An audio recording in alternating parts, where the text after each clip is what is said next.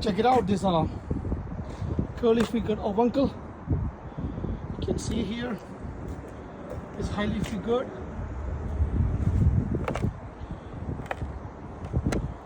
See the figure on it.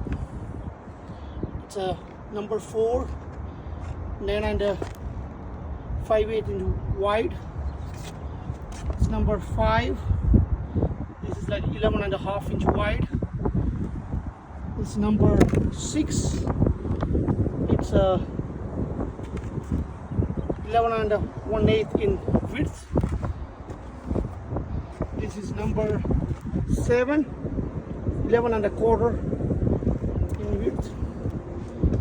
All are figured, same grains, highly figured.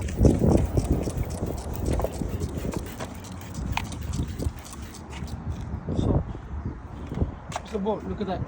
Look at the curly grains. Look at the curly grains. Look at the curly grains.